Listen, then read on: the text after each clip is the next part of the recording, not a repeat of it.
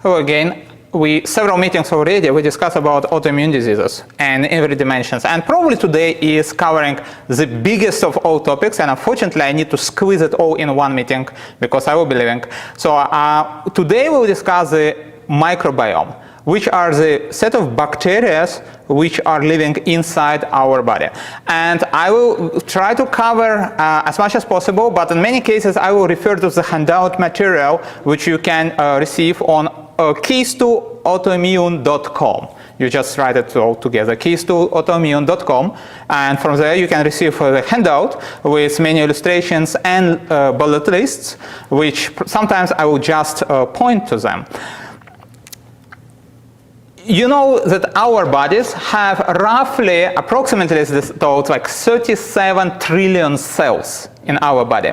Interestingly, the number of bacteria in our body is more than 33 trillion. So we have more bacteria in our body than our own bacteria. If we talk about genes, the difference is even more impressive. Probably in your body, of all genes, which are variations of genes which are in your body, your own is just 1%. 99% of your genetics is not yours. It's the genetics of your bacteria. If we think about that, and if we think that the bacteria which live inside our body can be changed through lifestyle, it means that you can change to some extent your genetics. At least you can change the genetics of your microbiome, if not your own. Definitely that does change the health condition, or it can bring you to disease, depending on which direction the change goes. The amount of bacteria in our body is not even along all parts of our body. And of course, the most of bacteria dwell in our intestine. The second by significance microbiome is in our mouth. And in one of our meetings, we were speaking about the inflammation processes, how important is the hygiene of the mouth, everything related to that. But in our digestive system, the distribution of bacteria is not even at all. The minimum is in stomach. Then in small intestine, in the beginning, it's very little also. You can see it in handout, there's some illustration to it. And then it gradually increases. And in the distal part of intestine and in colon is the highest amount of bacteria by quantity and by diversity. The reason for that is the stomach acid, which neutralizes and kills almost all bacteria in your food. And it is very important for maintaining the healthy microbiome in your body. We usually tell that we just a couple of decades probably ago, we discovered a new organ in our organism. That is an organ of our microbiome. And it has multiple functions, as usually our organs in our body have multiple functions. And let me touch several of them. One, for example, it is to prevent you from poisonings and infections of different kinds. How it works? The point is that every ecosystem is somehow resistant to strangers. When the bacteria which live inside your intestine, when you introduce other kind of bacteria, for example, you ate something which is contaminated, you drank some water which is contaminated, those strangers come and they need to face the aberrants, those bacteria which are already inside you. And if you have a strong microbiome, the strangers will be quickly removed. They will be made known. So, because the bacterium is very xenophobic, you can think about it as a city or country of pretty xenophobic people. The strangers which come, they cannot settle. They will be killed. They will be removed. They cannot survive in that city, in that place. The same is your microbiome, especially if it is healthy microbiome. As a result, there are some people you probably observe who can eat non-clean food, who can drink from rivers or lakes with some contaminated water. Especially it is observed with hunter-gatherers or people who live in wilderness, and they don't get sick at all. While you, if you drink from the same pond, you get sick definitely. Why? Because they have very strong microbiome which protects them from intruders. Your microbiome probably is not that strong. That is a very important function of microbiome, protecting us of infections of different kind, mostly infections coming through food and drink, but through other ways also. Another important function, and we are touching, of microbiome is feeding epithelium of your intestine. We told that the epithelium of our intestine mostly takes the energy from short-circuit fatty acids. And the SCFA, that's how it's named, and this short-circuit fatty acids, the different kinds of molecules, are mostly synthesized by your bacteria, which digests or partially digests the fiber which you eat. So if the microbiome is lacking or abnormal, that source of energy for your epithelium is not produced in adequate quantity, and as a result, you may eat, but epithelium of your intestine is starving without enough energy. And if it is starving, definitely it doesn't work well. It doesn't work well in protecting your body from everything which comes inside your intestine. It doesn't work well with absorption also. Often people notice the bad absorption process even before compromised immune system. People notice the so-called malabsorption through, for example, anemia. It's so prevalent. And why does it happen that different people can eat in the same family probably the same food, but one person has enough iron in the blood and enough of hemoglobin, another person has not enough? Why? They eat the same. It's not being absorbed properly. It may be not absorbed properly because the epithelium is not healthy in intestine. And the health of epithelium, as we just discussed, is related to the health of microbiome. Unhealthy epithelium leads also to leaky gut conditions, which we discussed previously. It can lead to ulcers and other things, or chronic inflammation inside the intestine.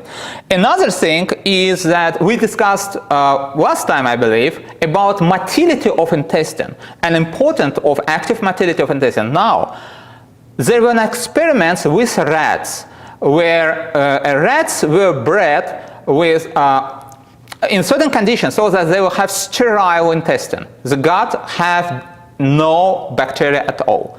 Those rats suffered from paralyzed intestine. Intestine did not move. No peristaltics, no motility. When they introduce the bacteria, the normal for rats bacteria, into their intestine, the motility will restore. And they discovered that those bacteria produce certain polysaccharides and monosaccharide molecules which can act as they react with the receptors inside the intestine and they stimulate the motility. So normal microbiome is necessary for optimal motility of intestine. And if it doesn't work properly, there will be constipations, there will be diarrhea. We discussed last time that diarrhea does happen in lazy gut conditions. So other thing is that bacteria inside our intestine actually produces many nutrients necessary for our body as a whole. For example, half of all vitamin K, which is necessary for function of our body, half of all vitamin K is produced by our bacteria. Only other half is eaten through food. Only bacteria have enzymes which can produce vitamin B12. Neither animals nor plants can produce B12 vitamin, only bacteria. It is normally made in soil by bacteria which lives in soil. It's also done by certain bacteria living in our colon. And there are several amino acids, including some essential amino acids, are produced by microbiome. What does happen if the microbiome is compromised, not normal? Again, hypervitaminosis, not enough of certain nutrients, anemia, etc. And another function, the last not least definitely, is the formation of healthy immunity. Our immune cells, and we discussed that 70% of our immune cells are in intestine, and their condition and their function is defined by the bacteria with which they are in continuous contact. You change bacteria, you change the immune system. Those two parts work together. So the healthy microbiome is extremely important. And Fortunately for us, it can be changed. Unfortunately, it can be changed in both ways. The wrong lifestyle changes it in bad direction. Correct lifestyle, you can fix it back. So, microbiome inertia, which we just talked about, is an important thing, and it helps you if you have a healthy microbiome, because it's not very easy to break healthy microbiome. If you have a healthy microbiome, even if you eat something wrong, most probably you will be okay. Even if you get some small poisoning, you will probably have several hours or one day diarrhea, then you are back to normal again, because it's healthy microbiome is stable. Unhealthy one, well, here the microbiome inertia, do you remember we talked about the xenophobic? It's xenophobic city, like those who live here, they do not welcome the strangers. If you have a bad microbiome, the wrong type of bacteria, the wrong composition, it will be not easy to change it to good, because they will not welcome strangers also. So it's always hard work through the inertia of microbiome to change it. You either work hard to break it, or then you work hard to fix it back to norm. That's why, by the way, autoimmune diseases, sometimes they happen through food poisoning. I had some people, some patients whom I consulted, who had brucellosis, which is quite common disease in Mediterranean and Middle East, and brucellosis is coming from infections through dairy products, and they were completely healthy. Then they get brucellosis through poisoning by contaminated milk or milk produce, and after that they got autoimmune disease. Why? The xenophobic city was invaded by lots of strangers, because this was massive. So that inertia can be overridden by quantity, but big amount of intruders, and it breaks. And it breaks. When it breaks, the new population which regrows after it is pathological. It's not normal, and it leads to broken immune systems. That's why autoimmune diseases quite often happen after certain kinds of infection. It is interesting that in modern populations, the microbiome composition changed a lot. And you can see some results of research which was done comparing microbiome of modern Western people with microbiome of hunter-gatherers. In your handout, again, on keys to autoimmune.com, if you go, you can receive it. You can see some diagrams which show when they were comparing microbiome of Italian people to microbiome of Hadza hunter-gatherer people in Africa. And you see that those hunter-gatherers in Africa have much more variety comparing to Italian. But even more dangerous looks another diagram which shows comparison of American people to another, it was another research, comparing American people microbiome diversity to the diversity of several different tribes in South America, also hunter-gatherers. And you see that those tribes in South America, they have a spectrum of everything. It looks like a rainbow. Different colors are different groups of microorganisms. And American, almost everything is one type. There's almost no diversity. So what happens is, because of our lifestyle and because of what we eat, we literally, if we compare the ecosystem inside intestine to the ecosystem on land, like plants or animals, normal is a forest, but we turn it, Western lifestyle turns it to farmland with monoculture. You know, when you go to forests, there are dozens and hundreds of different types of plants around you. When you go to farmland, it's pumpkin, pumpkin, pumpkin, pumpkin. It's everything the same, it's monoculture. And everybody knows, in agriculture it's very well known, that the monoculture concept makes it very vulnerable, very fragile, very prone to diseases. If disease strikes, it destroys everything. It requires lots of care, lots of chemicals, etc. to keep it healthy. Forest, it's stable. It's stable to diseases, it doesn't spread easily, etc. So that's what we see, the difference between healthy microbiome and microbiome of modern Western people, which is not healthy at all. And it is connected to several different factors. And now we will touch those different factors. But very first, which I will tell, and it's very obvious, is diversity of our food. There are 30,000 at least edible plants on Earth. More than people eat less than 150. Out of 30,000. Never in the world history that was the case. The analysis of archaeological artifacts shows that in ancient time, people did eat 3,000 to 4,000. In Middle Ages, people did eat from 400 to 700. And now it is less than 150,000, again, for all world, but if you take a Western world, it's even less diversity, just several dozen kinds of plants. 75%, and again, you see that the infographics in your handout, 75% of world's food comes from 12 plants and 5 animals. Sugar being number one.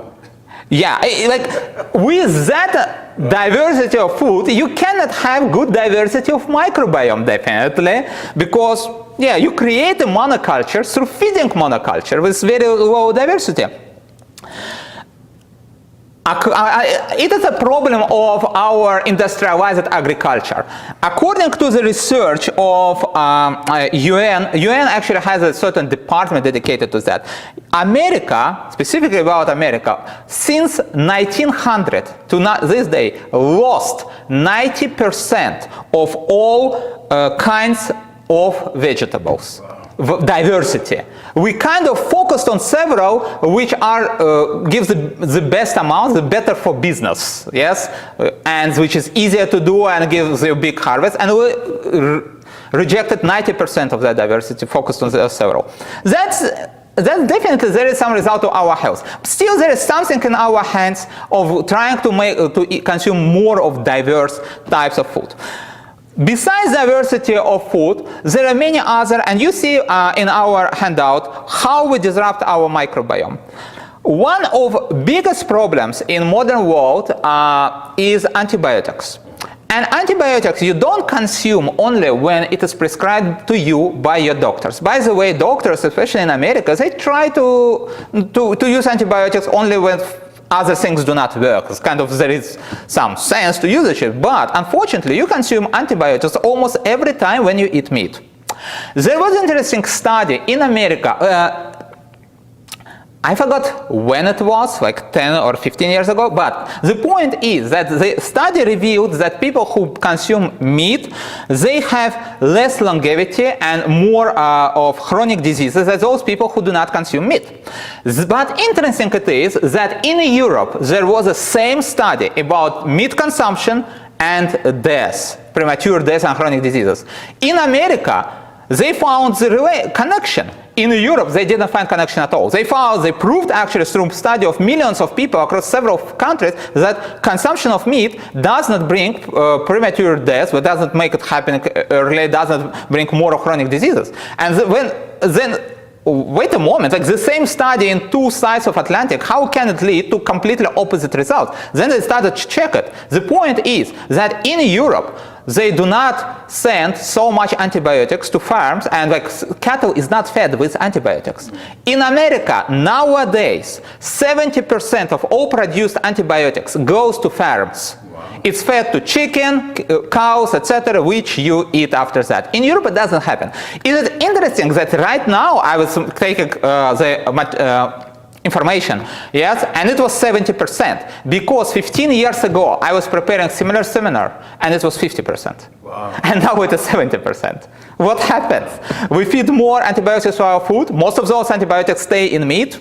So if you want to fix, you need either not to eat meat or be very specific of picking antibiotic free. Yes, it's more expensive, probably you will not eat that much, but antibiotics is a bomb exploding inside your intestine. And in every explosion, those who survive are those who are more aggressive. Less aggressive, more complicated, more friendly, usually do not survive that easily. That is the problem with antibiotics. Another danger to microbiome is chlorine in water. In the modern world, in order to prevent infections, all water, potable water in our tap water is chlorinated.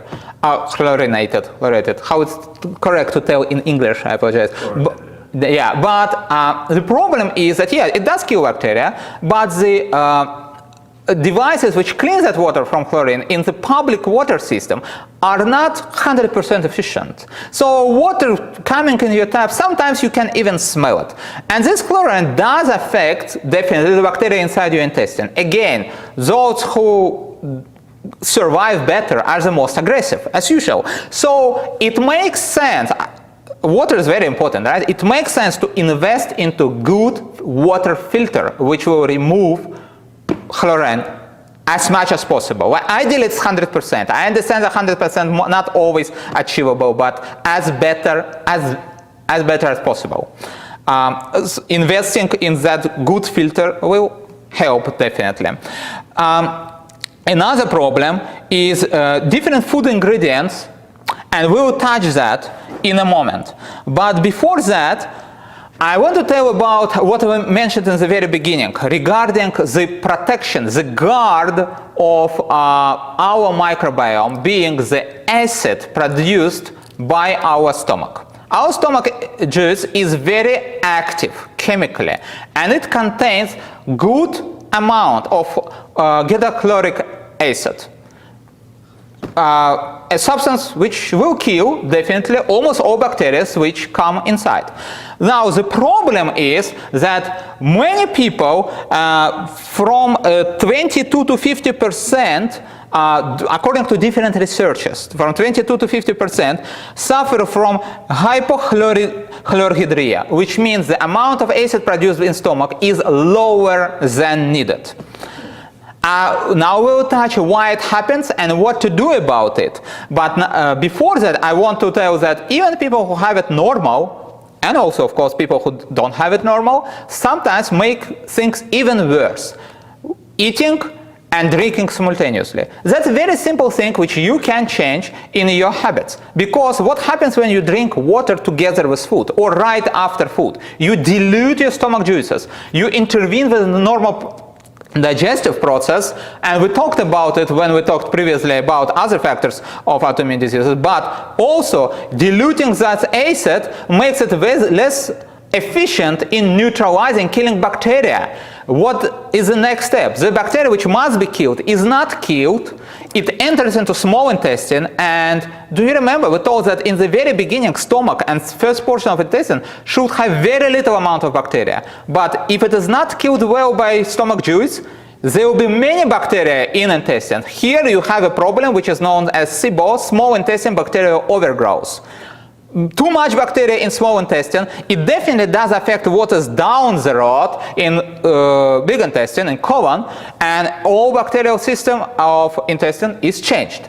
So water should be drinking before food or well after the meal, but not during the meal and not right after it. That is a very simple thing which can be changed.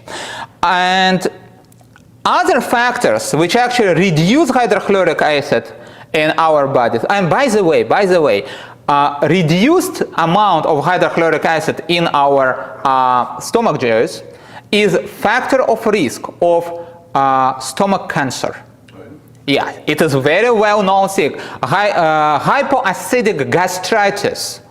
This is gastritis, inflammation of stomach, because it almost always leads to some amount of inflammation inside stomach, and if it is hypoacidic, it leads to much more frequently leads to cancer. So it's one of risk factors. Aging almost always leads to that. So one factor of risk is aging, but we cannot do anything about it. So let us see what we can do something with other factors besides aging. Okay, high sugar diet. Yeah, we can do something about it, yes. High sugar diet is bad. Poor protein intake. So yeah, getting more protein does stimulate production of acid. Low zinc status and low deficiency on B1 vitamin and some other B group vitamins. Okay, we understand some additions to our what we take, some vitamins and micronutrients. Importantly, zinc over here. Stress. Okay, how much we can do here? It depends. But stress is another risk factor. Eating on the run, because it's connected to not good chewing. The chewing process, that activity of chewing muscles is through nerve system stimulating the production of gastric juice.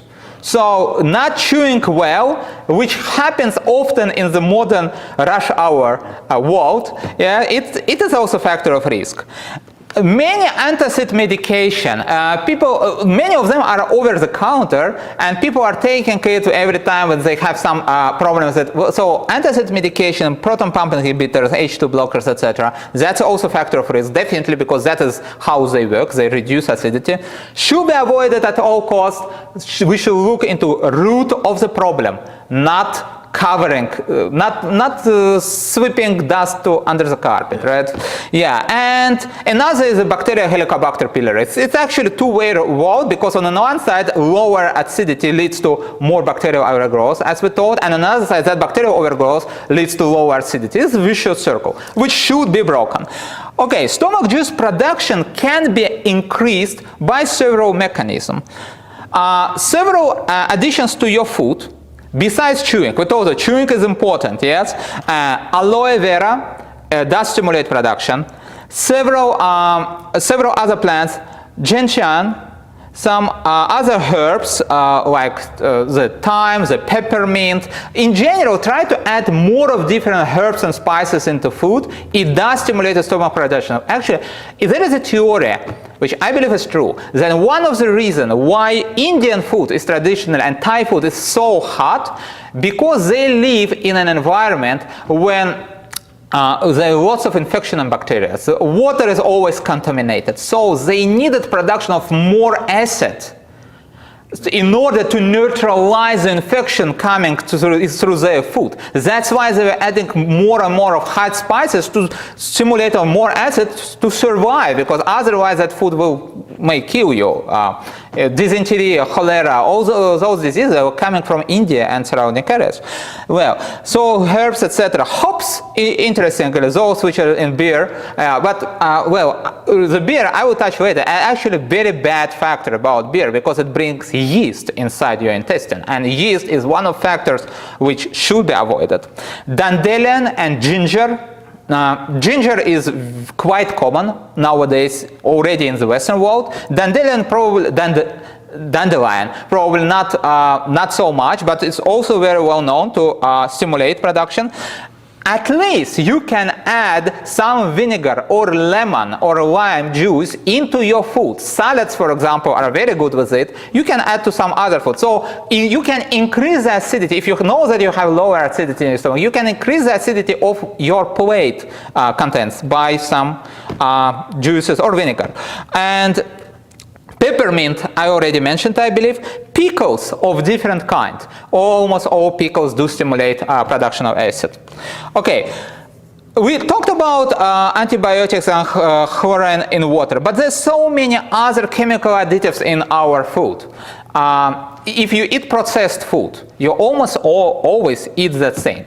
Several years ago, there was a big thing which most of the public did not notice, but in scientific community it was well known, about trehalose. Trehalose is a kind of carbohydrate which is produced in massive production and which was added to almost every kind of processed food. It improved the taste, it improves the texture. Like processed food, if you think about, will taste like junk, because it is junk, it will taste like junk. So in order to make it taste good, like whole chemical laboratories work to synthesize some new thing to improve the taste of processed food. So trehalose was one of those things, and they found that trehalose in food is directly connected to bacteria named Clostridium difficile, and bacteria Clostridium difficile actually in our intestine does cause ulcers. It is directly connected to ulcerative colitis, Crohn's disease, etc. So they found the connection. And there was like in scientific community, like we should stop this because trehalose actually leads to ulcerative colitis.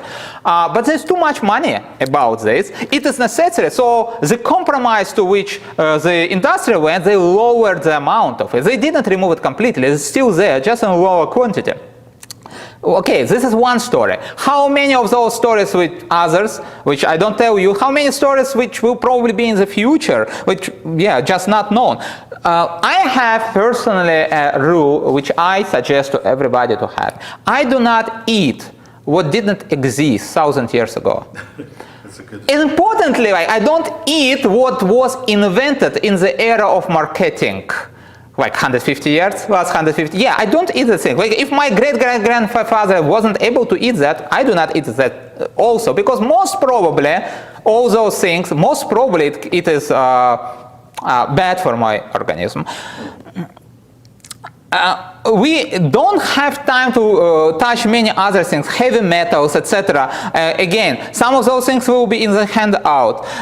Regarding alcohol, I was promised that I will tell about this. I know that for Adventists is not a problem, but you will talk to other people, and probably you may want one more reason of not to drink. Almost all alcohols, except for several, like vodka, for example, like almost all alcohols, they contain some amount of yeast. Beer is very rich, there's lots of yeast in it. Wines also usually contain lots of yeast. And yeast is one of the agents which coming into your intestine, yeah, it does multiply, it does exterminate other bacteria. So fungal overgrowth, because yeast is fungus, fungal overgrowth inside intestine is one of big problems also connected to infectious diseases of intestine, connecting to immune system diseases, etc. So one more reason of not doing it, but even without yeast, even if it's filtered, even if it is just vodka, yeah, even then, there was plenty of research to find that just alcohol by itself, ethyl alcohol, it does act the same as many other like chlorinated water we told, it does kill many kind of bacteria, leading to overgrowth of more aggressive ones. As a result, it decreases the diversity of microbiome. So consuming any kind of alcohol does decrease the diversity of microbiome, even in disconnection from yeast. So that is something to think about, that is something to exclude. Now, how do we feed our enemies? There are plenty kind of bacteria of bad kind which can multiply in our intestine or not, depending on do we feed them well or not. If we think about what we should remove from our food or seriously limit and avoid, number one is sugar. Sugar is terribly bad. It is, first of all, it is not normal food ingredient. It didn't, just several hundred years ago, refined sugar didn't exist in the cuisine. Even 100 years ago, it didn't exist in that quantity in which it exists now. Especially if you are in America, they add add sugar to every food, including bread, including fish, everywhere. And sugar companies are subsidized by Congress. It's huge business. But that business then leads to another business of buying medications. Mm-hmm. Yeah, so sugar should be avoided. I would suggest even to avoid, not just limit. And natural alternatives of sugar, something like honey or agave syrup, etc., are pretty much the same. Like it does not change anything because it is less concentrated, but the idea is the same. Normally, how God created originally, like sugar is consumed by people only with big amount of fiber.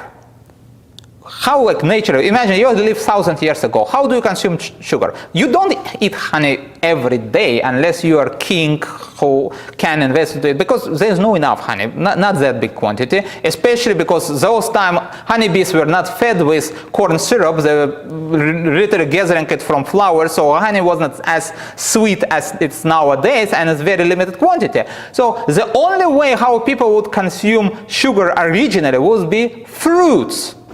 And fruits contain sugar with lots of fiber.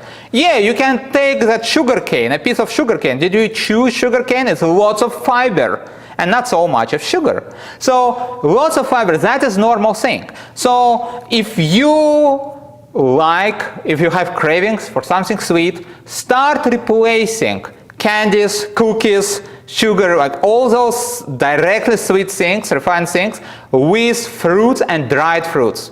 Believe me, dried fruits will bring much more variety to your table, much more variety of taste. And you will consume small amounts of sugar with bigger amount of fiber. That's how it is supposed to work. And another thing with what should be limited, probably not completely excluded, but when I was fighting my rheumatoid arthritis for several months or even for a couple of years. I included it 100% starch.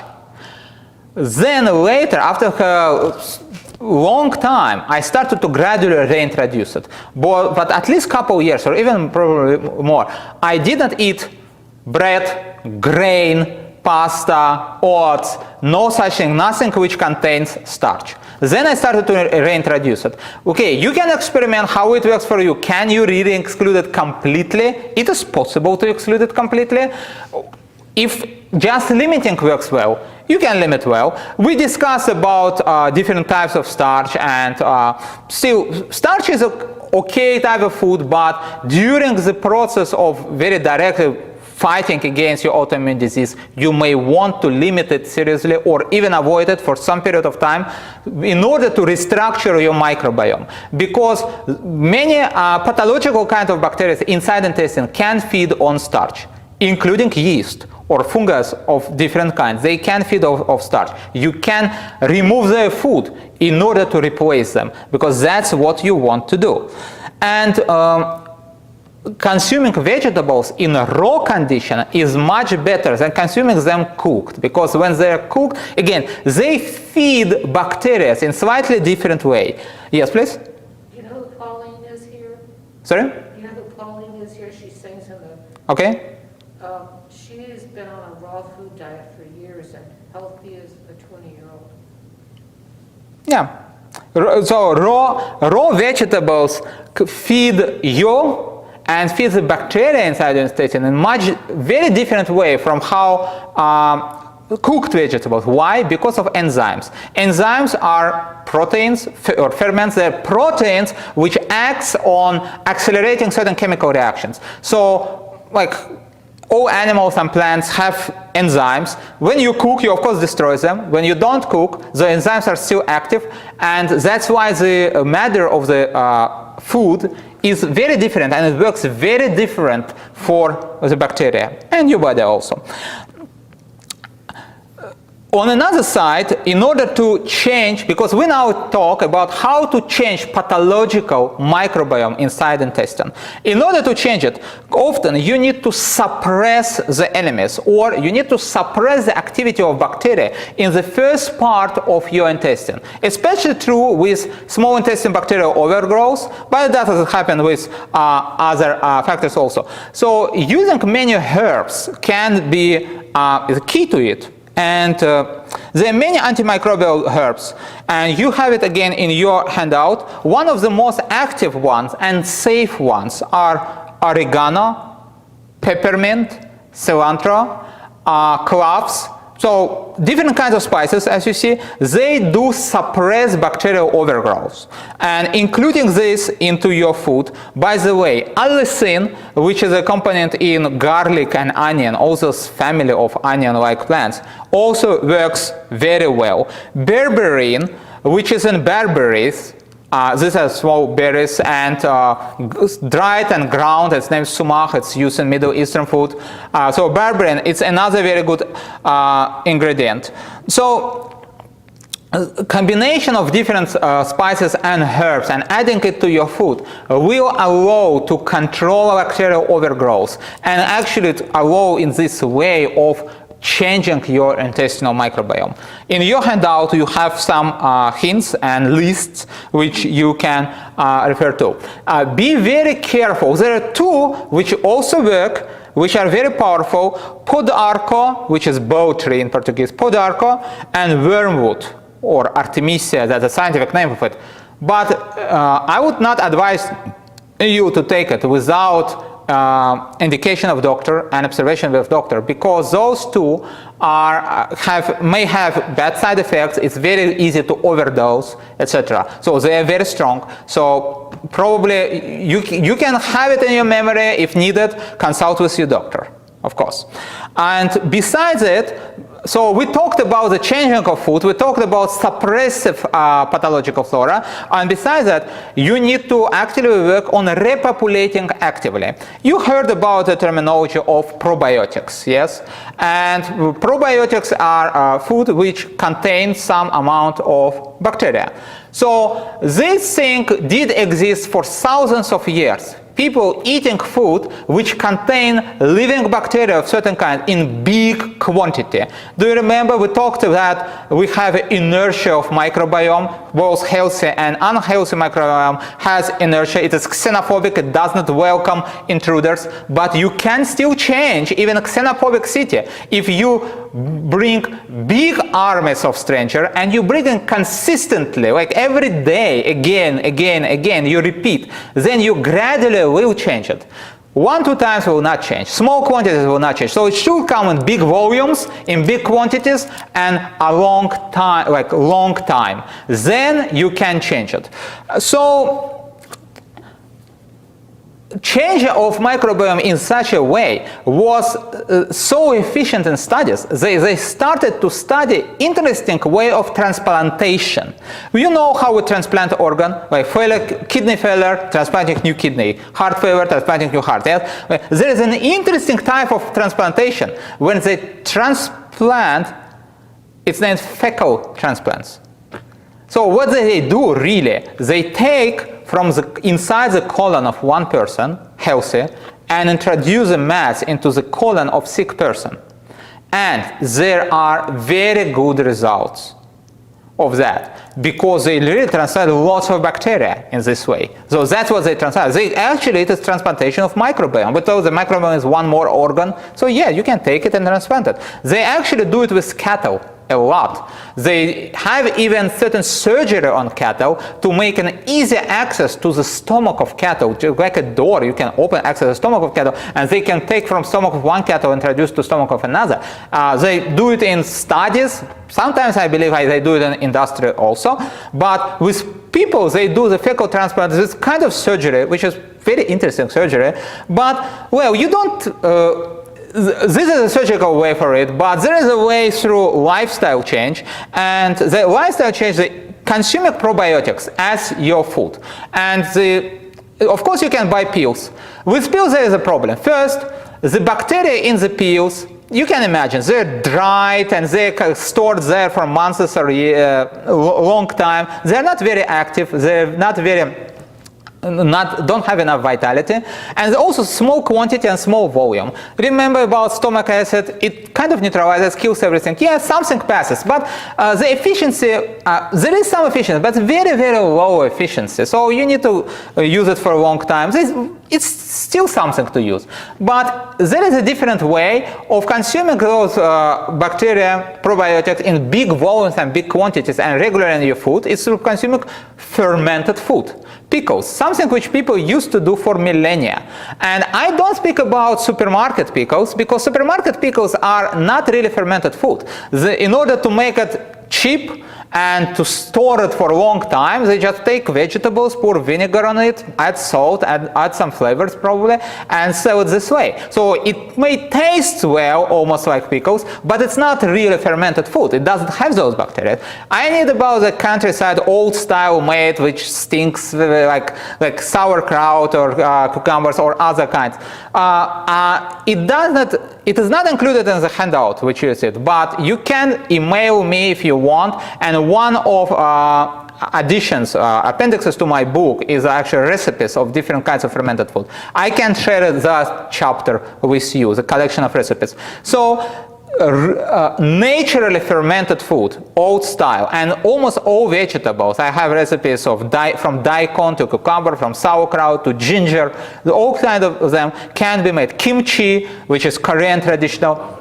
Yeah, not supermarket, and again I should tell that not Indian style pickles, because Indian style pickles, they contain oil and lots of spices usually, and again because of Indian climate probably they were making it to store it better, but there is no much bacteria in it. So Indian pickles do not work nearly as well as European and Middle Eastern pickles. Those work better.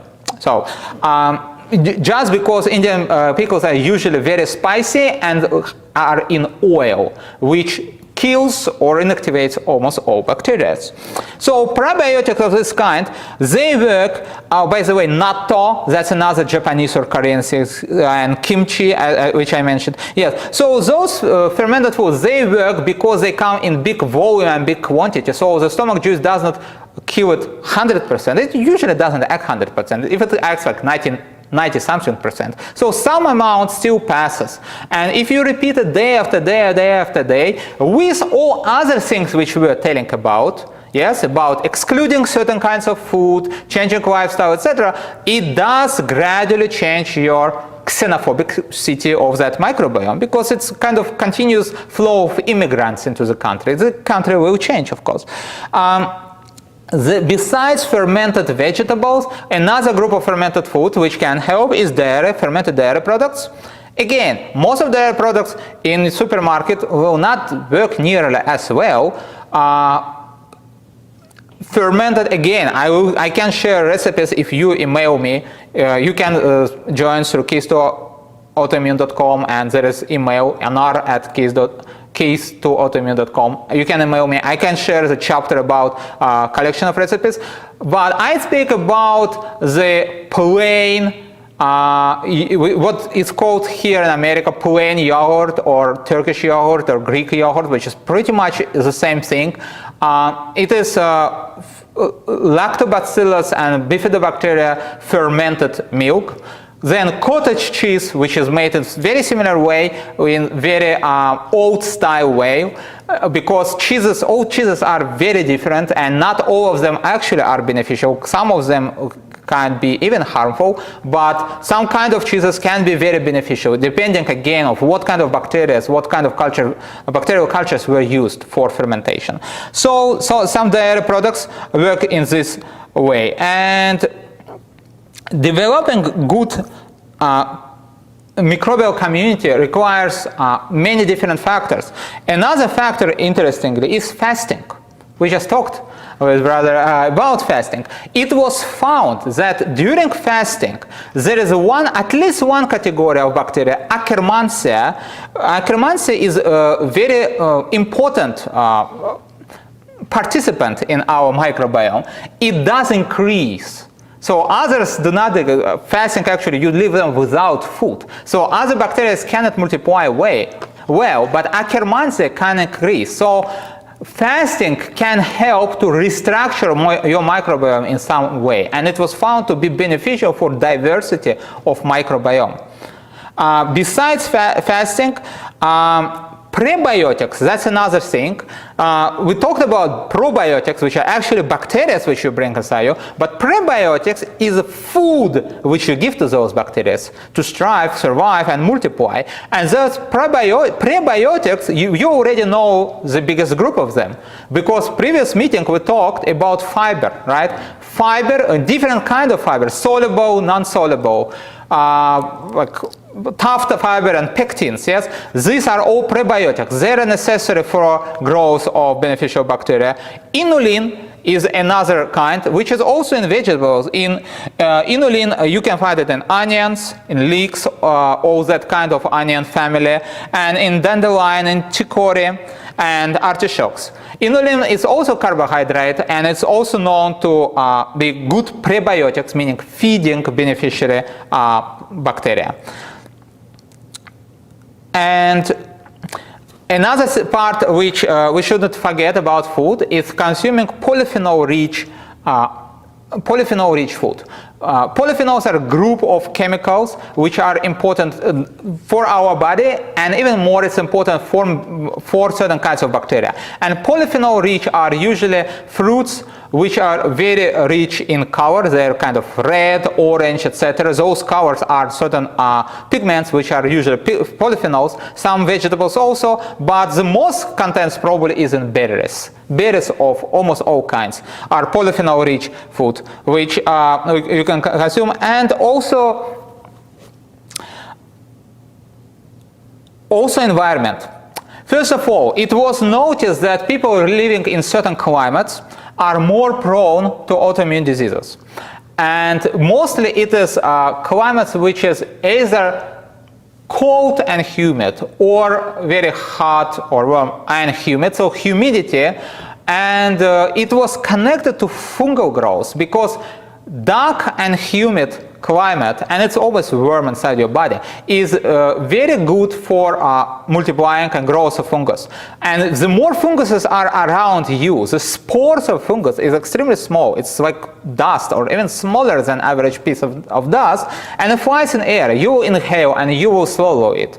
The more funguses are around you, the more will attack of those funguses on your microbiome, and it may actually lead to fungal overgrowth inside the intestine, especially if the stomach acid is not strong enough. So living in a climate which is friendly for fungus growth is a factor of risk.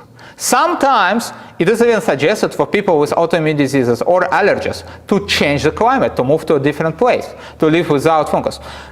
That's one thing, but on another thing, we in our life often live most of the time inside houses, inside our rooms, and eating inside our rooms, but bacterial composition, the environment inside our houses, does not have enough diversity of bacteria.